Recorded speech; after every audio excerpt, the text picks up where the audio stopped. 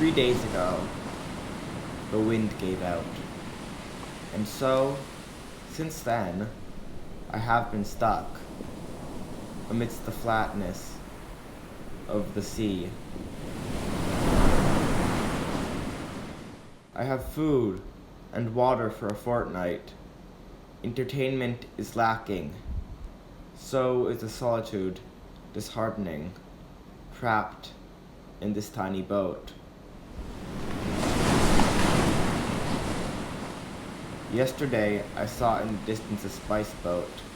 I could tell it was one from the markings on the mainsail. They were stuck as well, their sails luffing in the wind. Then a gust of wind set them on their way. I waited throughout the day for the gust to reach me. It never came. I waited through the night, not wanting to miss it. It didn't care. Now, I am bored, alone, and tired. In the morning, a seagull flew by. It took some of my worms for fishing. It didn't even stay around long enough to pass the time. I tried to fish with what I had left. No fish showed up. I stared deep into the water. I didn't like what I saw in the water. So I stopped. The first night, it grew cold. I thought that meant wind. It just meant cold. So I took down the mainsail and used it as a blanket, and slept below the stars. If only I had seen the stars, and the bright orbs themselves seen me, we would both then have company. Alas, I spent the time alone. Away, but not too far away, a wave does rise above the plain, and in its rise, so signals wind, a wind that never comes. Someday afar, it will come here, and for the day I will prepare to sail on the lofty air. What else can I do while I wait?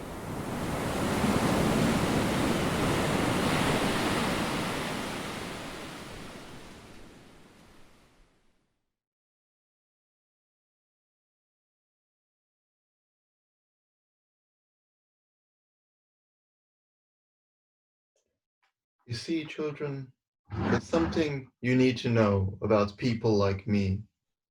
People like me cannot be defeated. People like me cannot and do not die. For example, have you ever heard the story of the hungry and quite badass caterpillar? Basically, there's this badass caterpillar dude, and he goes around eating all the food around him until there's nothing left. You know what he does next? He eats himself like a bad ass. And you see, that caterpillar is a reflection of what I am. I was not always a badass caterpillar dude. I was a normal person once. Except, from a young age, I grew fond of stealing people's stuff. Grew up in a place with lots of stuff to steal. In a place where not many people taught to re-steal their stolen stuff. Became friends with greed. I bought them a drink. I took them to my place. In the morning, we exchanged numbers. And it's blurry. But eventually, greed had moved in. No, not into my apartment, into my soul. See, there's no such thing as greedy people. People do not own their greed owns them. And eventually, me and greed had become one. All things I do in the name of greed. I cannot brush my teeth unless I'm using another person's toothbrush. I cannot breathe unless I'm stealing someone else's oxygen. And I can't even see unless I'm taking someone else's photons. Yes, photons, I know more than I might seem. Now, most medical professionals would agree that being possessed by an anonymous entity in order to live forever is not good for one's mental health, but I refuse to consume anything not stolen. And since I can't steal a medical professional, I don't know what they would say. Greed is free, medical professionals are not. Therefore, I listen to greed before I listen to medical professionals. And greed has told me to make the correct decisions. The decision to build my empire of greed, immoral acts, and generally everything societally deemed bad. And now, you know my story.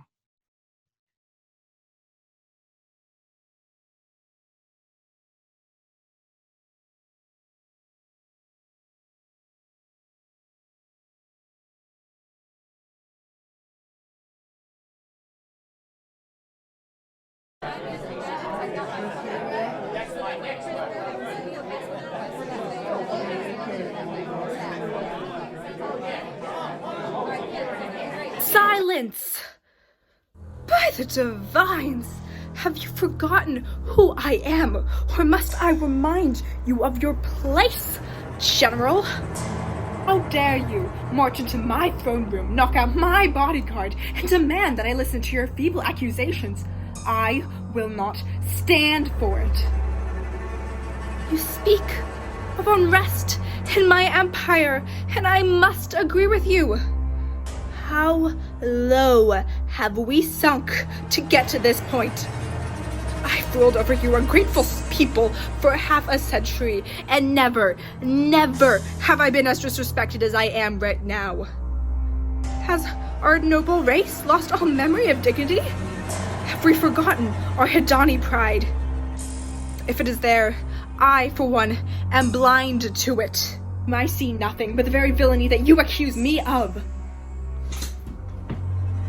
Did you expect to intimidate me, you conceited ignoramus?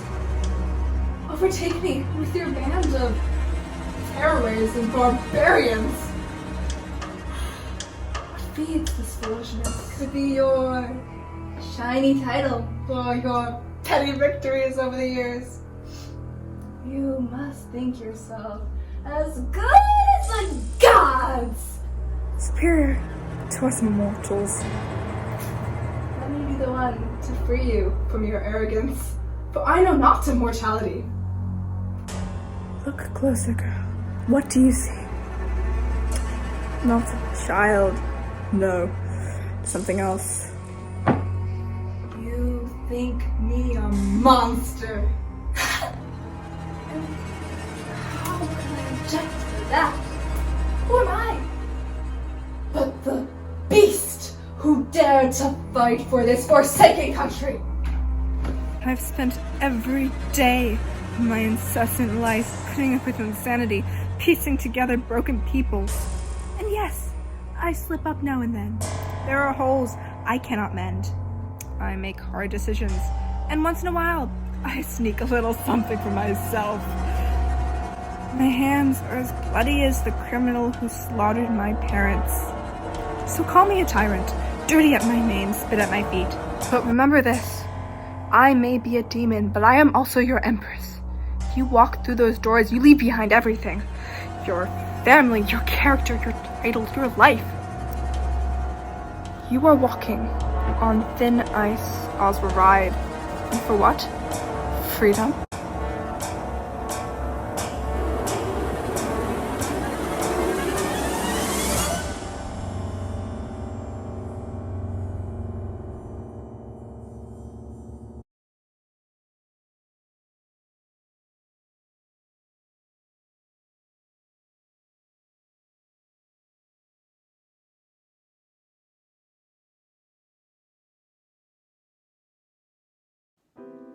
Enough. You say that you want to make up for past wrongs, to put it all behind us and move on. But how could you say that after everything you've done to me? The only thing I asked for was for you to love me, and all you've done is cause me more pain and sorrow than I could take. I gave you all the care and love in the world, let you get away with whatever you wanted because I thought that I would receive some semblance of love in return. But no, you destroyed so many of my belongings and thought you could get away with it. And now you come crawling back to me to say you're sorry? If you truly cared about me, you would have known better. I tried, alright? I do so much for you. Give you a roof over your head to protect you from the elements. Go out on walks on you through forests. I entertain you, provide food for you. I was under the impression that we had something together, that we were companions who would go out and achieve greatness. But you just couldn't behave yourself. I am sorry for any wrongdoings that I may have put upon you. I did all that I could. I loved you, and perhaps I still do. I don't know where I went wrong, but clearly I made a mistake somewhere along the way. You've made a mess of things, and frankly, I don't know how to fix it. You know, it's funny. This is the first time we've had a real, serious, face-to-face conversation with each other, despite all the time that we've been together. And sure, I've reprimanded you before occasionally, but never like this.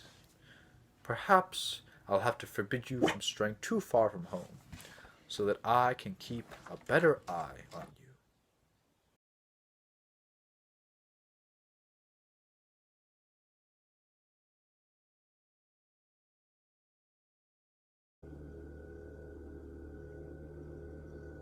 Wait. Hey. Isn't he that kid from, like, another country? Right?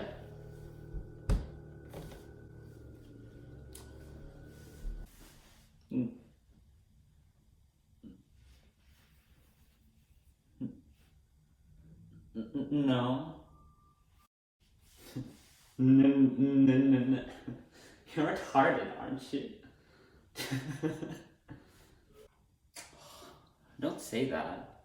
Wait, but like, are you actually, like... Hey guys, hurry up. He's probably just like autistic or something. So like, honestly, we have better things to do. Come on, let's go.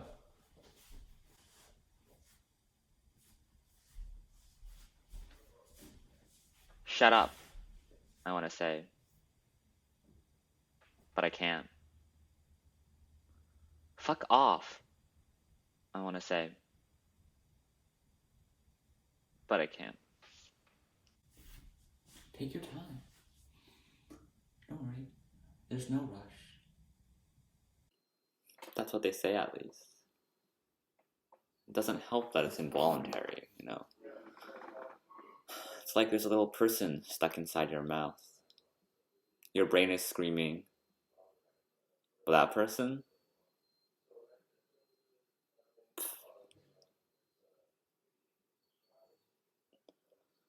That little person is busy pouring cement over your vocal cords. And you know, sometimes try to say my name, you know. Hi, I'm...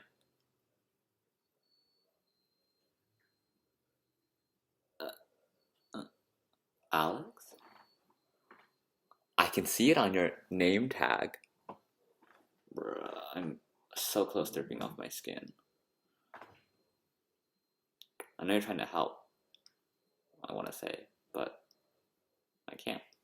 You know, silence didn't haunt me when I was a child. The concrete floor was absent. I was happy. I could speak. I had friends. We played tag, mostly. Freeze tag, blob tag, zombie tag. And you know what was my favorite thing to do? We used to sell wood chip ice cream to passerbys. You didn't care. As a child. I mean, everything you did was cute. Came in waves. first I didn't notice, but other people did. Glance too long. Flash of confusion. Silent laughter. I tried to brush it off, but the worst thing is, deep down, you know there's nothing you can do. It will happen, no matter how hard you try to stop it. Kids on the playground would say, "Why do you speak like that?" Wide-eyed parents would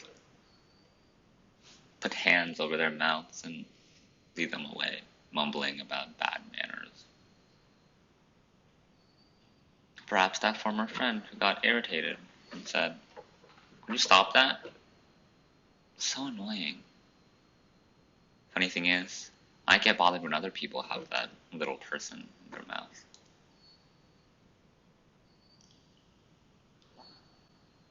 Probably because it reminds me of myself.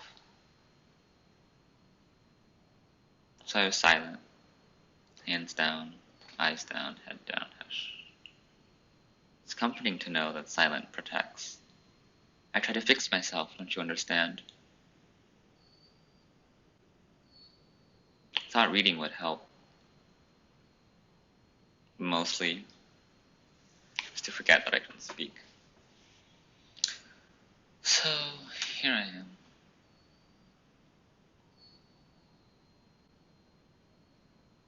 I used to talk.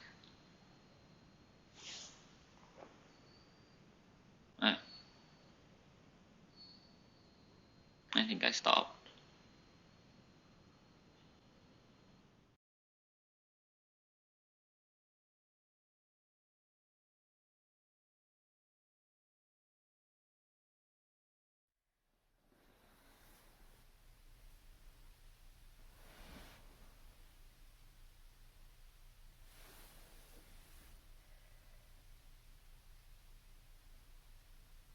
When I was 16, my grandmother had to be put into a home. My grandmother had terrorized my mother and uncle for so many years, it was difficult to feel much in the way of empathy or compassion or love for her. But I related to her in one way. We share a real passion for the color red. My grandmother's house was a museum. She collected cut Italian-colored glass decanters and glasses. Each object uniquely shaped, colors rich. I valued those objects deeply. I wanted to play with them, to make new shapes of them, to make new surfaces for them. I wanted to smash them and see what they looked like as heaps, to see how light played on their shattered surfaces. My grandmother always wore a large rectangular ruby pendant on a gold chain. I dreamed of having that one day, having that color. When my grandmother died, I asked what became of the ruby. It turned out she had gone into the home years before, and everything was sold at a yard sale. The objects she collected, beautiful objects, all discarded, cast off, thrown out. No one wanted them. I would have preferred to smash them against brick walls to see what they might have become.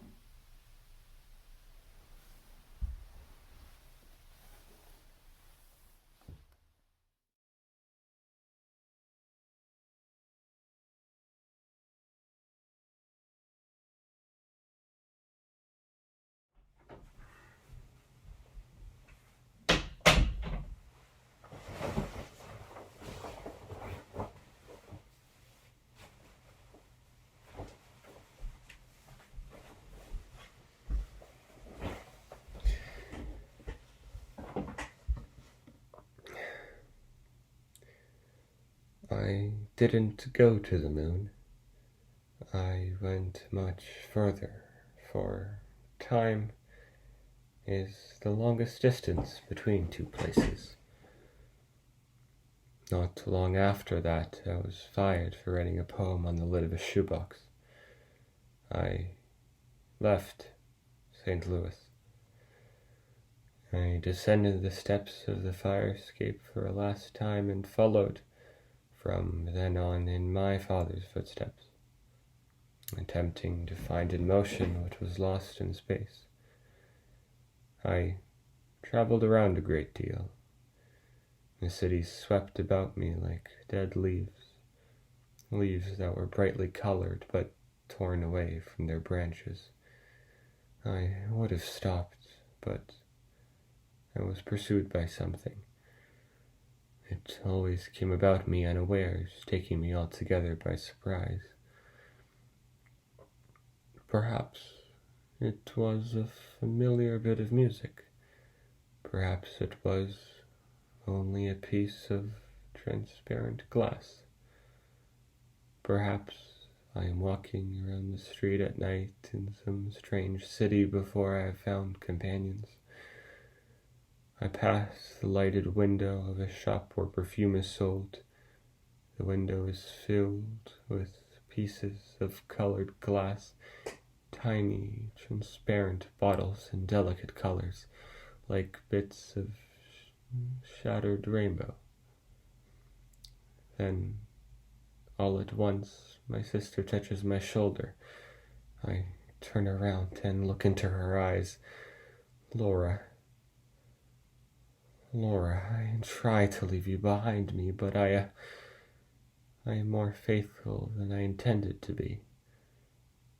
I reach for a cigarette. I cross the street. I run into the movies or a bar. I buy a drink. I speak to the nearest stranger. Anything that can blow your candles out. For nowadays the world is lit by lightning. Blow out your candles, Laura. And so, goodbye.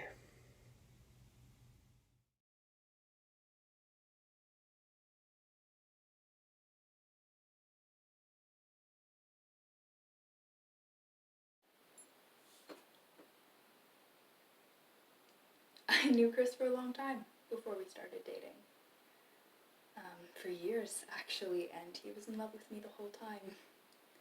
He never said anything, of course. I guess he was afraid of being rejected. I think he enjoyed the misery. You know, artistic types, they don't enjoy anything as much as they enjoy brooding. Well, anyway, one night, I had a bunch of friends over at my apartment, and there was Chris, milling about, taking photos of everyone. He was a real quiet guy. You know, the type of person who never really seems like they fit in anywhere? Well, that was him. I happened to get a little drunk that night, and this guy that I was sort of interested in, well, he wasn't the sharpest knife in the drawer or the nicest, but he was good looking. And I was young. Well, he said he was leaving, and I said I would walk him out. So we went down the stairs out of my apartment, and he kissed me. And he asked if I wanted to sit in his car and listen to some music. But I realized that I had left my keys to the apartment upstairs, and the door would lock if I let it close. So I took off my shoe and I put it in the door. Well, I don't know how long I was gone, but I guess at some point Chris came downstairs and saw my shoe, and me nowhere to be seen. So Chris, what a weird guy, instead of saying something to me about it, no, he took a picture. That's my shoe. He held on to that picture for 9 years. I was married to him and he never showed me. I never saw it.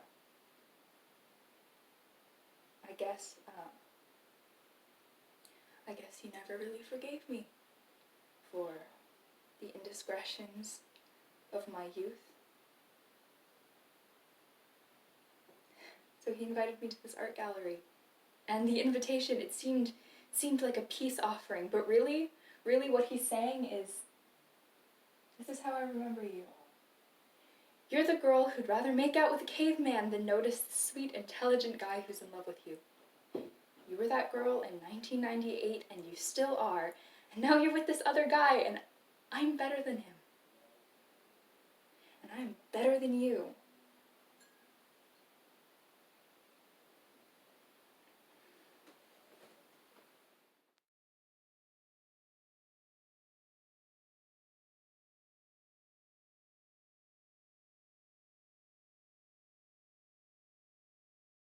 Our acquaintance has been so queer. When I first saw you, I was afraid of you. So afraid that I didn't let you out of my sight. And as I found myself near you, I didn't dare have you for an enemy, so I took you for a friend. But there was always discord when you came to my house, because I saw that my husband couldn't stand you, and the whole thing seemed as awry to me as an ill-fitting gown. And I did all I could to make him friendly toward you, but with no success. Until you became engaged. And a violent friendship came between you, and it looked as though you both dared show your real feelings only when you were secure. And then, how was it later? I didn't get jealous. It's strange to say. I made him kiss you. And he did so. And you became so confused. As it were, I didn't notice it until now. Why are you silent? You haven't said a word this whole time, but you've let me go on talking. You sat there, and you've reeled me out with your eyes. All these thoughts like raw silk in a cocoon. Thoughts, suspicious thoughts, perhaps. Why did you break your engagement? Why do you never come see us anymore? Why don't you come see us tonight? No, you needn't say. I know. I understand it all. It was because, yes, now all the accounts balance, that's it. Fine, I won't sit at this table and talk to you. That's the reason I had to embroider tulips, which I hate, onto his slippers. That's the reason we go to the lake in the summer, because you hate salt water. That's the reason my son is named Escrow, because it's your father's name. That's why I read your books, drink your drinks, eat your dishes. Oh my God, it's terrible. Everything came from you to me. Your soul crept into mine like a worm in an apple. It ate and ate and burrowed and burrowed until nothing was left but the rind and a little black dust within. I wanted to get away from you, but I couldn't. You lay like a snake, and your black eyes dragged me down. I felt that when I lifted my wings, they only dragged me down too. I lay in the water with bound feet, and the stronger I strove to keep up, the deeper I worked myself down, until I sank to the bottom, where you lay like a giant crab, clutching me in your claws, and where I lay now.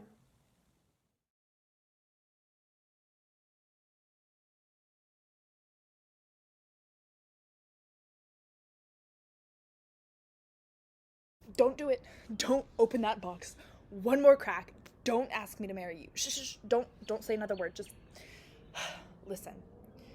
I can't let you do this to me. I mean, before I met you, I used to be such a jerk. I mean, seriously, everyone at work thought I was a huge jerk. No one actually liked me.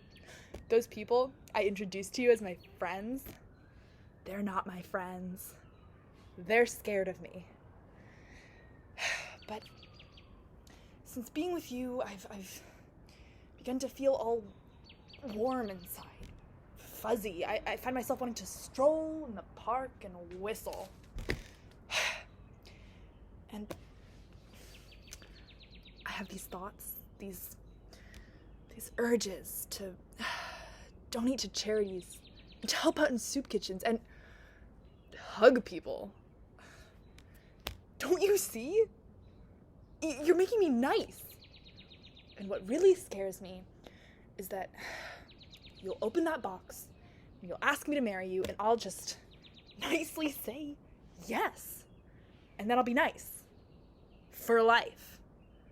Please, for the love of God, would you put that box away? I mean, the planet already has millions of nice people. They don't need me.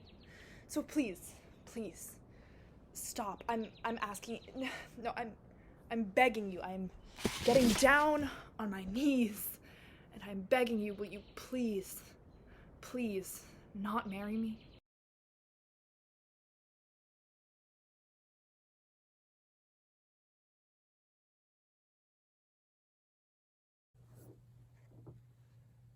Do you ever just sit there and think to yourself amongst the sort of glory and exhilaration that you are the thing. Oh, you know, the center of the universe, the main character in the drama that is life. It's quite thrilling, actually. But then you remember, of course, you're only thinking. Have you ever wondered why we do that? You see, our brains, they just get wrapped around in a teensy-weensy infinite loop at the randomest of times, and it's a Russian roulette too, like glory, affection, regret, all of the above. Take your pick. Emotion. You know, it's a fascinating word, really. I mean, I have absolutely no clue what the etymology is, but look how much you can fit into such a teensy-weensy word. Like, for example, l'appel du vide, which, according to this article I read called 10 Extremely Precise Emotions You Never Knew You Had, means a call to the void. Wow. Whatever that means, it must be exquisite, like paints swirling together into a color you just can't put your finger on. It's show-stopping. At least, I think. You know, to be frank, emotion is quite a hard concept for me to grasp, but don't be worried. I have heard a lot of stories, and I think I have a really good concept of the idea. That's what they said happy people do. No, that one, that's what they do when you won't stop talking. No, see that one I made up, because that's what I see when I tell people that I may or may not have stabbed my best friend in the back 3 times, because he, you know what he did? He literally stole my pencil. Can you believe that? Oh, I didn't mean to startle you.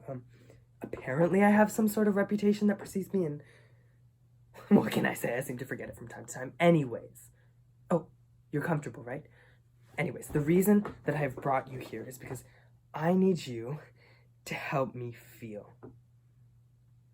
You see, I've done all the research, but in here there isn't any love, like they say in the movies. This lack is really the only emotion I know.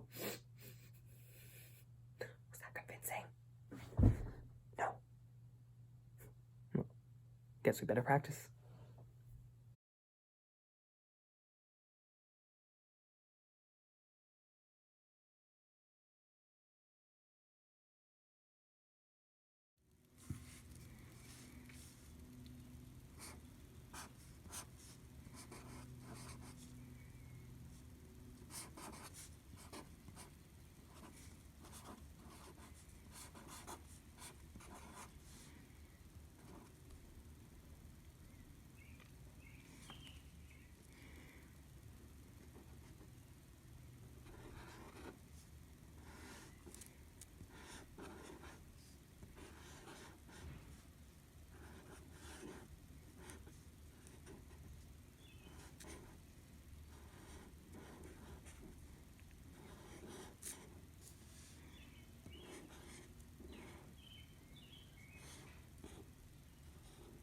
Inadvisable.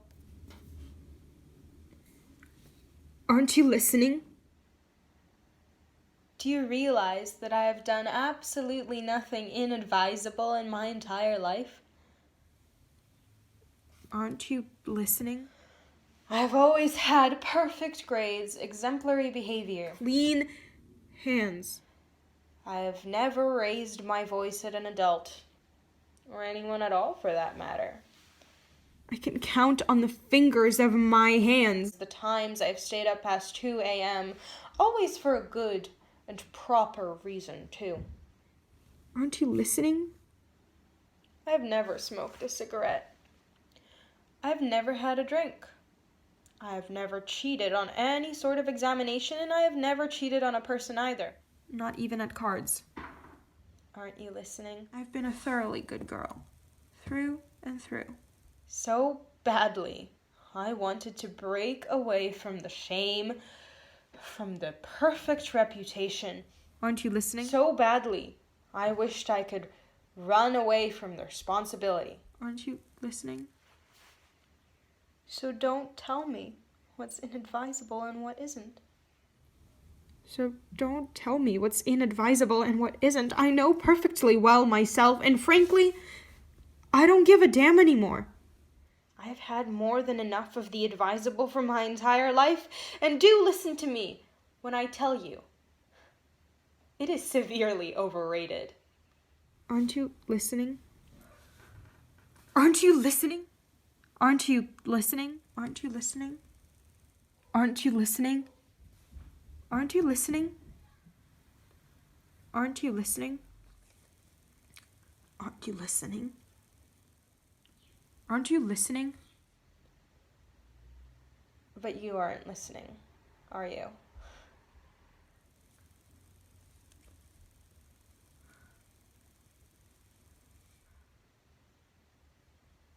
Goodbye.